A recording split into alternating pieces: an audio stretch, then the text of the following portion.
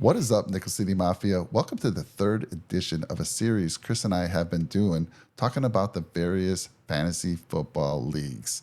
And we've done the redraft league, we've done the keeper league, and now we're going to get into the dynasty league. And again, I would refer all of you back to that first show because a lot of the basic stuff is explained in there. A lot of the tools that Chris has recommended is in that video. And definitely check it out. But Chris, what the heck is a dynasty league? Because you know me, I only play that redraft league. Now I can do keeper leagues because you told me about that. You educated me. Mhm. But what the heck's a dynasty league? Yeah, man. I was a big, redraft player, like their typical fantasy football league for, the last 20 years. And then when COVID happened, I said, I just need to learn something new, anything new. Right. So I'm sitting there walking the dog. I'm scrolling through YouTube. I'm like, what do I want to learn that I don't know anything about? And I saw Dynasty Fantasy Football. I'm like, I've heard that before, but let me watch this video. So I watched the video. I'm like, man, that is cool. That's like being an actual football GM. I'm the general manager. And that's my dream job, by the way, to be the general manager of the Ravens. Since it's never going to happen, I am the manager of 6 dynasty fantasy football teams. Wow. And I'll tell you exactly what they are. So, a dynasty fantasy football team is you do one draft where you're going to draft, 20, 25 players, and that is your squad. That is your expansion draft that you've heard that used before. That's your team. And typically, you're going to hang on to those players for as long as you want, multiple years, 4, 5, 6, 7 years, as long as your dynasty league will run. And, so you really want to pay attention to that first draft. Now, because that first draft holds so much weight, it's not your typical draft where you kind of like get together at your friend's house with chicken wings and beer, and then you have 2 minutes to draft, and then you start yelling at people. That's not how this works. Dynasty leagues are on what's called a slow clock, and you typically do it on like a phone app or something like that, and you'll have 4 hours, 8 hours, 10 hours to pick each pick, and the draft lasts several weeks. So that first Wow. draft is super important. And you don't have to stare at your phone the whole time. You're going to get notifications when you're up next or when you're up. And for, some dynasty leagues, we'll say the first week or two, you might only get through like 3 or 4 rounds because these picks hold so much weight. You don't want to screw it up. And the coolest thing about dynasty leagues, there's trading allowed in drafts. So, you say you have the fifth pick and you really wanted, one of 4 players, all 4 of them get swiped. It's on you. You don't really know who you want. The next 4 or 5 players that are available, you're indifferent, right? You could take any of them. Why make your pick? Say, hey, this pick's on the block. I'm willing to move back 1, 2, or 3 places. Give me an offer. And when you say give me an offer, it really could mean anything. This is a dynasty. We can trade picks. We can trade following year's draft picks for the rookies, just like the normal NFL draft. We can trade money that are used to acquire free agents. You can do anything. It's so in depth. There's so many things to put into it, and it never ends. Right? You're going to get your 10 or 12 best friends that are all in on football. Make a league, and don't set an end date. All the ones that I'm in don't have an end date. It's just free flowing. We're going to see how long this lasts. And there's a bunch of different strategies you can take. This was so cool about it. You ever hear like the term like tanking for Trevor or suck for luck, all those kind of things, I have where it's not. like, no, it's like tank for Trevor Lawrence. He's going to be the first round pick. All right. You need a franchise quarterback. Well, in dynasty leagues, some teams just say, well, I'm going to give up my draft picks. Give me rookie picks next year. I want a bunch of first round picks, and I'll load up on young talent. And I'll have a high pick because I'm not really drafting good players right now. It's a strategy called tanking, where you don't necessarily try to compete your first 2 years. You just load up on young players and get a lot of rookie picks for upcoming years. But yeah, man, it's super interesting, super cool. I could probably talk about it for 3 hours, so you're gonna have to tone me down just to talk about specific questions you have. But yeah, that first draft, that slow draft, super interesting, man. It's like it lasts for weeks. You're getting all the exact players you want. You have the ability to trade up, trade down, take players you want. It's just really exciting. And then typically when you're done doing a dynasty, that's called a startup draft, the first and only draft that you do, right? Usually when you leave that draft, you're super excited with your team because you have so much flexibility. When you do a redraft league or a keeper league, sometimes your team is kind of, I don't want to say predetermined, but you can't really maneuver around the draft board and get those players that you seek and the ones that you really want. In a dynasty league, you have that ability. Say you want 3 first round picks because you love two of these quarterbacks, a running back and a receiver, but you don't really care about depth on your team. You think you're going to figure that out later. Well, you can trade your second and seventh round pick for another first rounder, and then maybe trade your third and your fourth round pick for another first rounder. And now you have 4 studs lined up that you're going to get. It's like so much maneuverability to make your team exactly the way you want it that it's a very addicting and cool way to manage a football team. I know you have questions. Hit me with them. I do have questions. First of all, did I hear you correctly? So if I'm on the clock, I have all the time in the world, or do I have a time limit? So there's a preset time limit based on your commissioner's settings. Typically, it's 4 hours or 8 hours. People work, right? People have families. People sleep. So you have time to make your pick, and then the draft will typically pause at nighttime. So Gotcha. between like 11 p.m. and 8 a.m. it'll Okay. just pause, and then when it opens back up, you have the remainder of your clock. And then if you run out of time, it just auto picks the next player and then moves on. So yeah, some days you'll go through 10, 15, 20 picks if everyone's kind of up and at 'em and paying attention and there's not a lot of trades going on. But I've seen it where some days there's 3 or 4 picks because a couple of the picks were traded. There was a lot of negotiation going on. Earlier in the draft, it goes slower, right? Because these are players you're going to have, I don't want to say forever, but they're going to be the backbone of your team. The picks you make in the rounds 1 through 5 are going to really affect the way your dynasty shapes your team more than, your 12th, 13th, 20th round. I love the GM aspect of it, where you're able to make trades, make moves. And how many rounds did you say you actually go through? Yeah, so typical league, dynasty leagues are deeper rosters because it adds to that aspect of, you're a GM. Yes, you have your stud players that you kind of play every week, but you also have that ability to like focus on rookies and unknown players that you're going to have the ability to hang on to them for 2, 3, 4 years. So like in a redraft league, say I really like, the Ravens took a running back in the 6th round this year, and I really like him, but he probably won't see the field this year. That's okay. In a dynasty league, I can grab him. I know I'm going to have him next year and the following year. So I can really use, my analysis, my gut feeling that that player is really good. I just don't know if he's going to get a shot right away, but I want to stash him on my bench and I can keep him for years. So that's really the cool aspect. And yeah. I do love that part of it. So tell me, use last year as an example, and how many dynasty leagues are you in? Did you say right now?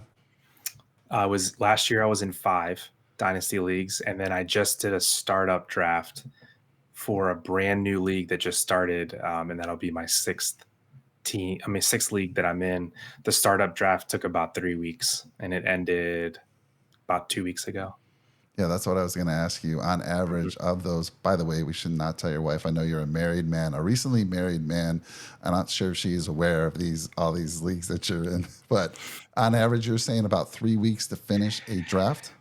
It really depends. I'm in some dynasty leagues that have 22 roster spots. So, if you do a draft that has 22, 24 roster spots and you do 4 hour picks and there's not much trading going on, you might get your draft done in a week.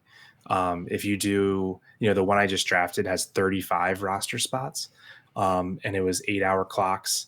So that one took about 3 weeks. And it was a very in depth league where like there was active trading going on in the 22nd, 23rd, 24th round. People were still moving around the board, trading up, trading back, that kind of thing. So kind of depends on, you'll have some dynasty leagues that are a little bit more in depth, and some that are a little bit more casual. So it depends. Yeah, and then does the standard waiver wire still work in this league the way we talked about in the redraft, or is it any different? I would say way less important, right? Because the rosters are deeper. So, for example, this one that I just finished, there's 35 player rosters and it's 12 teams. So, 35 times 12 is a lot. Wow. Um, so, the available players on the waiver wire, I bet you're the best player on the waiver wire, Mike. I mean, there's no one there. So, That makes every sense. now and then, will you see a player picked up? Yeah. Um, are they going to be startable? Absolutely no. Right. So even if you play a more shallow dynasty league, say it's only 22, 24 roster spots, that's still much more than your typical redraft or keeper type league. The norm for those is 16 to 18 roster spots. So the difference between 16 roster spots per team and 22 is huge. Just think about that. Yeah. 6 extra players per team times 12, that's 70 extra players that would be stripped from the waivers from seeing a normal league. So that's where I said the strategy really comes in, where since you can't really use those waivers as much, you need to be creative about your bench, right? Your bench needs to be a mixture of, oh man, I really need that reliable guy that's going to get me 8 or 10 points if I have an injury. And then you also need those guys that's like, "Ooh, I know this guy doesn't really play, but he has high upside for a year or two from now. I need to hang on to him." So you kind of need to make that balance, make those conscious decisions of, how am I constructing my team? Am I competing? Am I not really competing? So there's constant thought of how your roster is constructed. If you're, say you have a bad record, but you kind of have some solid players on your bench, but you're not really competing for a playoff spot, and there's another team that had some injuries. Well, what are you going to do with a 31-year-old, Adam Thielen on your team? He's not. You don't really want him for the future. Trade him to another team for a rookie wide receiver that had a high ankle sprain that's not playing, right? That's a great trade for both teams. So there's that active aspect of a dynasty league where redraft leagues don't always have that. Because what's your goal in redraft league? I need to win this year. I need to do anything I need to do to win now, because I only have this one shot this year to win the money. Dynasty, you can make decisions about, well, am I kind of going to go for it this year, or do I kind of scale back, set myself up better for next year? Wow, it's quite the investment, but I love it. I mean, if you're looking to take that next step, you've already did a redraft, you've done a keeper, and you're looking for something new like you were. Man, this thing sounds like it has everything you'd want. And like I said, your dream is to be the GM of the Ravens. Well, here's your opportunity here in a dynasty league. I do want to ask you, for all these leagues that we've talked about, if I want to get into a dynasty league, Chris, where's my best place I can go find one? Because most of my friends, they don't even know what a dynasty league is. So where can I go if I want to get into one of these type of leagues? Exactly. Yeah. So I think a really good resource is Twitter. Just doing a search on Twitter and say join Dynasty League, and kind of scroll through some tweets and see if you can see people out there putting together leagues.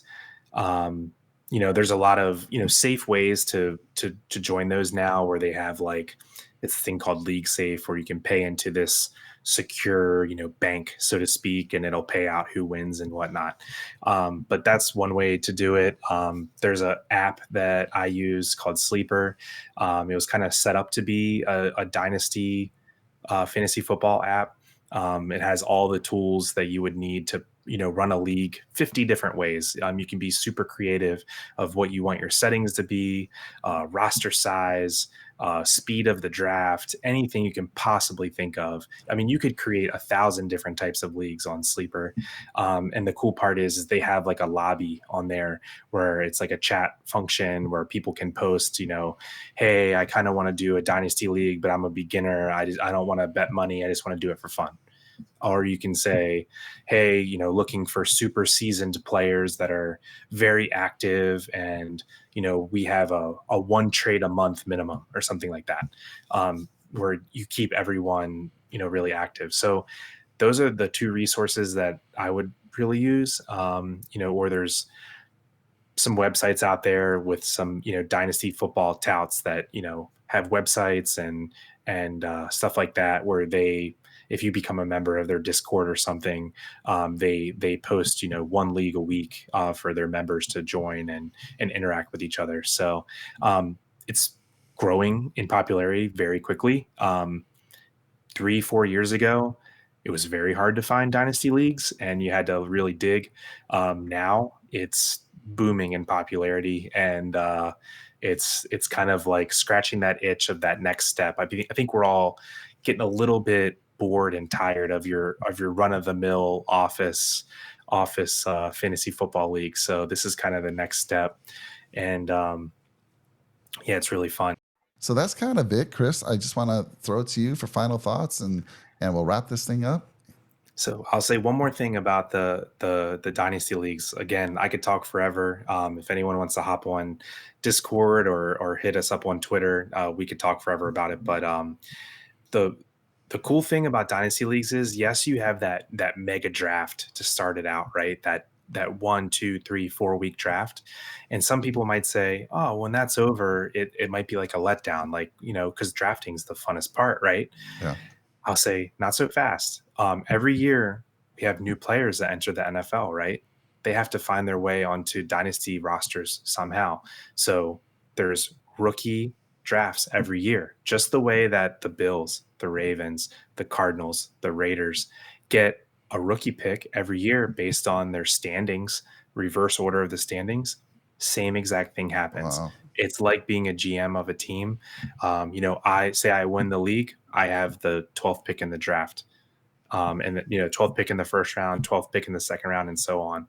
But the cool thing is, like I said, say I'm really pushing for that championship, and I need that running back to get me over the hump. I can trade a couple of my rookie picks, give them up ahead of time to buy that veteran player to push for that championship. But it's a risk, right? So those are the cool knobs that you can turn throughout the league year to really, set yourself out, and go for that championship, or say, I don't really have it this year.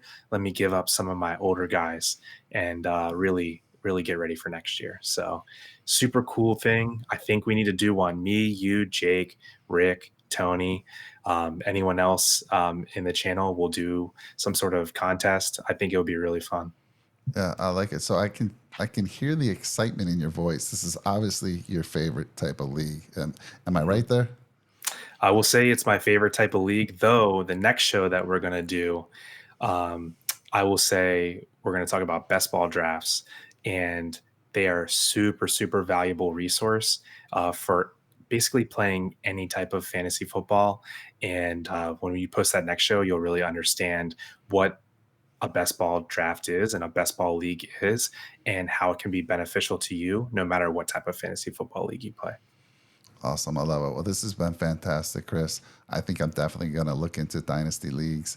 And yeah, it's an investment up front, but it sounds so much like you're in so much control that you aren't in these other leagues. So I absolutely love it. So thanks a lot, Chris. Yeah, make sure you have a stable marriage if you're going to do a bunch of dynasty leagues. But I will say, and I'll my last pitch on dynasty. I'll stop being a salesman after this. I used to play about 6, 7 redraft leagues a year.